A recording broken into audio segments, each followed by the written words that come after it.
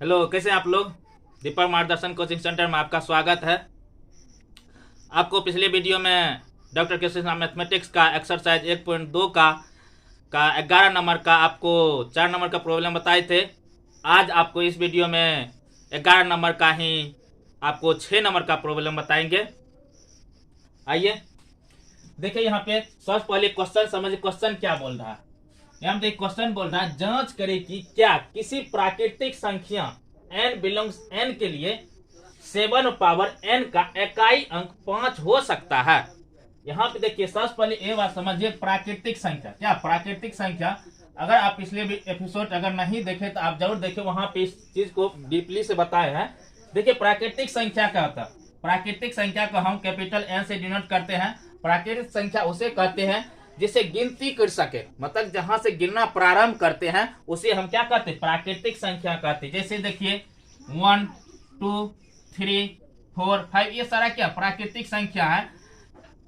Zero क्या प्राकृतिक संख्या है? नहीं, क्योंकि जीरो कभी भी गिनना प्रारंभ करते हैं तो जीरो कभी भी हम काउंटिंग में नहीं लेते हैं। काउंटिंग करते हैं तो 1 से काउंटिंग करते, इसलिए हम प्राकृतिक संख्या जो कहते हैं 1 से स्टार्ट होता है। जैसे कि 1 2 3 4 5, वही यहाँ पे बोल रहा है प्राकृतिक संख्या क्या होनी चाहिए, 1। क्या होनी चाहिए? प्राकृतिक संख्या 1 से लेकर अप टू इनफिनिटी तक चलता है। वही यहाँ बोल रहा है n बिलोंग्स n। यहाँ पे 7 पे जो पावर 7 पे जो पावर n है, ये क्या होनी, ये क्या लेने के लिए बोल रहा, ये आपको प्राकृतिक संख्या लेने के बोल रहा है। क्या बोल रहा है? प्राकृतिक संख्या। यहाँ देखिए पूर्ण संख्या नहीं हो सकता, क्योंकि पूर्ण संख्या में जीरो शामिल होता है। यहाँ जीरो नहीं लेने के लिए बोल रहा है। यहाँ प्राकृतिक संख्या 1 से लेकर बोल रहा है, जीरो से मतलब कि बड़े संख्या को लेने के लिए बोल रहा है। और देखिए 7 पर बोल रहा है कोई भी अगर प्राकृतिक संख्या अगर इस पे घात देते हैं, मतलब कि अगर 7 पे पावर अगर 2 ही देते हैं, n के स्थान पर अगर हम n का वैल्यू 1 2 3 इसमें से कोई भी संख्या कोई भी अंक लेकर इस पे पावर देते 7 पे, अगर उसका हल करते, जैसे 7 पावर अगर 2 दिए, इसका हल करते हैं तो क्या इकाई स्थान पे 5 आता है? यही एक क्वेश्चन बोल रहा है। तो देखिए, अगर 7 पर अगर पावर 2 देते, इसका क्या हल करने के बाद 7 2 बार गुना होगा तो कितना 7 7 49। क्या देखिए इकाई स्थान पे 5 आ रहा है? नहीं आ रहा है। ये क्या होगा, मतलब कि ये नहीं हो सकता है। हो सकता है नहीं, जब तक इकाई स्थान में 5 नहीं होगा तब तक नहीं होगा। फिर दूसरा भी कोई लेके देखिए, 7 पावर 3 भी देते, 7 इंटू 7 7 इंटू 7 7 49 49 7 49 7। फिर देखिए 49 में गुना कीजिए 7 कितना 9 7 63। फिर देखिए इकाई स्थान पे आपको 3 आ रहा, 63 आ रहा ना 3। फिर देखिए 7 के 28 है, अच्छा 28 कितना हो जाएगा आपको 34। यहाँ देखिए इकाई स्थान पर आपको कितना 3 आ रहा, 5 आ रहा नहीं। यहाँ पे देखिए 7 पर कितनों ही प्राकृतिक संख्या, कोई भी प्राकृतिक संख्या क्यों लीजिए, अगर पावर में उसका हल कीजिएगा तो आपको इकाई स्थान पे 5 नहीं आ सकता है।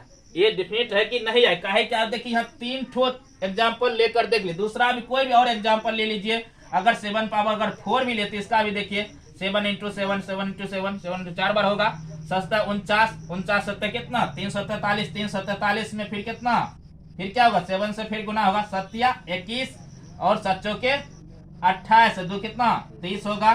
फिर हासिल कितना 3 बचेगा, 7 21 3 कितना 25 कितना। ये देखिए इकाई स्थान पर 1 आ रहा। कोई भी प्राकृतिक संख्या 7 पर पावर दीजिए, आपको इकाई स्थान में 5 नहीं आएगा। क्यों? उसका रीजन यही है, आपको पिछले वीडियो में बताए थे। इकाई स्थान में 5 आने के लिए, इकाई स्थान पे 5 आने के लिए आप संख्या का गुणनखंड कीजिए। जैसे कि 7 का गुणनखंड कीजिएगा, 7 के गुणनखंड में देखिए कितना आता है 1 और 7। इसके अलावा दूसरा कोई इसमें आता है गुणनखंड? नहीं आ रहा, 1 और 7 के अलावा नहीं आ रहा।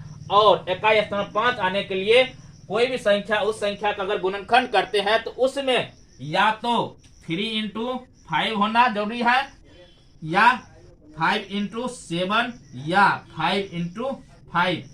अगर इन दोनों में से नहीं, या 3 या 5 होना चाहिए। यही सीम अगर 3 और 5 रहता, इसका कोई भी प्राकृतिक संख्या अगर पावर हम देते, उसका इकाई स्थान पे 5 आना ही आना था। या 5 इंटू 7, मतलब कि जैसे देखिए यहाँ पे 15 का हम गुणनखंड करते हैं, 15 गुणनखंड कितना होगा 1 3 इंटू 5 होगा। तो इसका देखिए 5 तिया 15, देखिए इकाई स्थान पे इसमें 5 आ रहा है, इसका होगा ना 5 तिया 15, इकाई स्थान पर आ रहा है ना 5। अगर दूसरा भी कोई संख्या ले लीजिए, अगर 45 भी लेते हैं, 45 भी लेते हैं, 45 का अगर गुणनखंड कीजिए क्या सब होगा, 3 इंटू कितना 5 होगा ना, 3 तिया 9 9 5 45 में देखिए 3 इंटू 5 आ रहा है ना, तो इसका देखिए इकाई स्थान पे क्या 5 है ना, है कि नहीं। तो देखिए जब तक, इसीलिए यहाँ पे देखिए बता मतलब कोई भी संख्या क्यों ना, उसका अगर अभाज्य गुणनखंड निकालते हैं, अगर उस अभाज्य गुणनखंड में आपको या तो 3 5 होना चाहिए, या नहीं तो 5 7 होना चाहिए, या नहीं तो 5 5 होना चाहिए, तभी आपको उस संख्या पर अगर कोई भी प्राकृतिक संख्या दीजिएगा, अगर उसका हल कीजिएगा, उसके इकाई स्थान पे आपको 5 आएगा। देखिए ना, अगर इसके 45 है, 45 पर अगर कोई प्राकृतिक संख्या दे के देख लीजिए, 45 पर कोई प्राकृतिक मान के हम 2 ही देते हैं, प्राकृतिक संख्या है, नेचुरल संख्या है ना, 2 पावर देते हैं n के स्थान पे। यहाँ पे देखिए 45 कितना 2 बार गुना होगा, कितना होगा 45 45 नहीं 2 बार गुना कीजिए, कितना 5 25, बाकी 2 5 के 20 2 22, फिर 5 के 20 4 के 16 2 कितना 18, 5 2 10 2। यहाँ देखिए कि इकाई स्थान में 5 आ रहा है ना, आ रहा है कि नहीं। कोई भी संख्या है उसका अगर अभाज्य गुणनखंड निकालते हैं और उसमें अगर आपको 3 इंटू 3 या 5 या नहीं तो 5 7 आ रहा है या 5 5 आ रहा है, तभी आपका उस संख्या को कोई भी पावर दीजिएगा प्राकृतिक संख्या, उसका हल कीजिएगा तो इकाई स्थान पे आपको 5 आना ही आना है, समझ गए ना। अब देखिए, अब कहिएगा कि किसी संख्या, अब देखिए 3 7 हो जाएगा तो फिर नहीं 3 7 नहीं, या तो 3 5 या 5 7, या क्या 3 7 भी नहीं होगा फिर भी नहीं होगा, या क्या कहते हैं आपको और कोई दूसरा संख्या मान के चलिए 2 इंटू 3 हो जाएगा, फिर भी नहीं, कहेगा 3 दूनी 6 होता है, यहाँ 7 या 21 हो जाता है, इकाई स्थान पा सकता है, नहीं आ सकता है। क्या है, क्या होना चाहिए, या तो 3 5 होना चाहिए, यानी तो 5 7, यानी तो 5 7 5 5 होनी चाहिए, तभी आपको इकाई स्थान पे आपको क्या होनी 5 होगा। अब कहिए अभाज्य गुणनखंड क्या है, अगर पिछले एपिसोड अगर नहीं देखे हैं तो पिछले एपिसोड आपको डिस्क्रिप्शन में आपको सारा लिंक दिया हुआ, वहां से आप देख सकते हैं, जरूर देखिए। अभाज्य संख्या के बारे में बहुत डीपली से वहां बताए हैं, फिर भी यहाँ पे फिर बता देखिए, अभाज्य संख्या उसे कहते हैं, अभाज्य संख्या उसे कहते हैं वैसी संख्या जो स्वयं से कटे और 1 से कटे, अन्यथा दूसरी संख्या से नहीं कटे, उसे हम क्या कहेंगे अभाज्य संख्या। उसका ऐसे भी कह सकते वैसी अंक जिसका गुणनखंड 1 हो और स्वयं हो, उसके अलावा दूसरा उसका गुणनखंड नहीं निकलेगा, वही क्या होगा अभाज्य संख्या होगा। क्लियर ना। जैसे कि यहाँ देखिए 11, देखिए इसका गुणनखंड निकालिए कितना 1 होगा और 11 होगा, तो ये क्या है अभाज्य संख्या है। क्लियर ना। या क्या कहते हैं आपको 7 में देखिए 1 से भाग लगेगा और 7 से ही भाग, दूसरा कोई संख्या से भाग लगा, तो ये क्या अभाज्य संख्या है, क्या है अभाज्य संख्या है। क्लियर ना। यही मतलब कोई भी संख्या किसी भी का, जैसे यहाँ देखिए 45 का गुणनखंड जो निकाले हैं, यहाँ देखिए 3 और 5 निकला है, तो ये क्या, यहाँ पे हम 9 भी ले सकते थे, यहाँ देखिए 45 का गुणनखंड 9 इंटू 5, तो ये देखिए अभाज्य गुणनखंड नहीं होगा। काहे नहीं होगा, इसका रीजन देखिए, यहाँ पे 9 देखिए 9 आपको अभाज्य संख्या नहीं है, इसलिए ये अभाज्य गुणनखंड नहीं हो सकता है। अभाज्य गुणनखंड होने के लिए अभाज्य संख्या की आवश्यकता है। क्लियर ना। यहाँ देखिए 9 देखिए 1 से भी भाग लगता है, 3 से भाग लगता है और 9 से भी भाग लगता है। क्या बताए अभाज्य संख्या उसे कहते हैं जिसमें स्वयं से भाग लगे और 1 से भाग लगे, दूसरी कोई संख्या से भाग ना लगे, उसे अभाज्य संख्या कहते हैं। यहाँ दूसरा 3 से लग रहा है, इसीलिए अभाज्य संख्या है। यहाँ पे देखिए भाज्य संख्या ये क्या है, मतलब अभाज्य गुणनखंड नहीं हुआ। क्लियर ना। अभाज्य गुणनखंड होना चाहिए। क्लियर ना।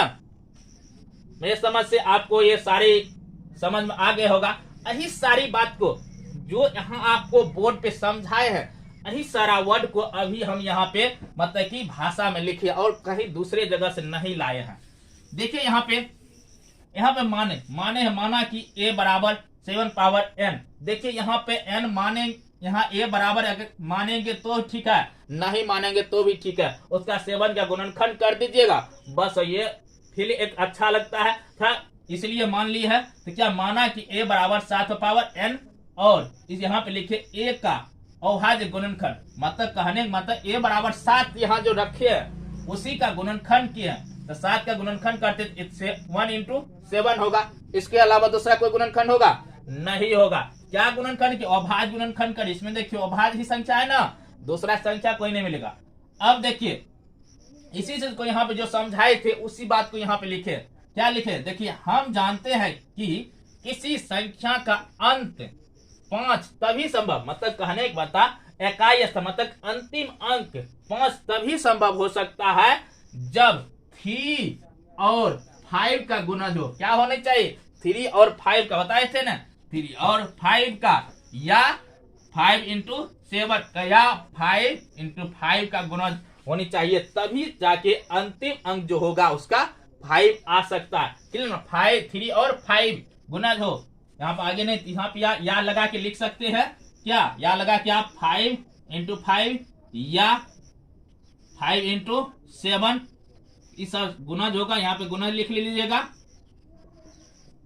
यहाँ भी गुणज होगा। गुणज हो तभी जाके यहाँ देखिए, यहाँ क्या गुणनखंड में क्या है? 1 और 7 के अतिरिक्त कोई दूसरा गुणनखंड नहीं है। कोई दूसरा गुणनखंड है? नहीं है। अगर इसमें से कोई होता, अगर 3 5 भी होता या 5 7 भी होता या 5 5 होता तब उसके इकाई स्थान पे 5 आ सकता था। क्लियर ना? इसीलिए यहाँ पे लिखे हैं, इसलिए 5a का गुणनखंड नहीं है। 5a का गुणनखंड इसमें है? नहीं है, नहीं है, इसलिए इसका तो इकाई स्थान पे 5 नहीं आ सकता। क्लियर ना? अतः 7 पे पावर n का अंत में 5 नहीं हो सकता। हो सकता नहीं है 5, इसलिए नहीं हो सकता अंत में, अर्थात 7 पावर n का इकाई 5 नहीं हो सकता। क्लियर? मेरे अंदाज से ये सारी आपको वर्ड समझ में आ गया होगा। इससे आगे नेक्स्ट, अगर इस चैनल पे अगर न्यू है तो आप लाइक कीजिए, सब्सक्राइब कीजिए। इससे आगे नेक्स्ट क्लास में आपको इससे आगे प्रॉब्लम बताएंगे। जय हिंद, जय भारत।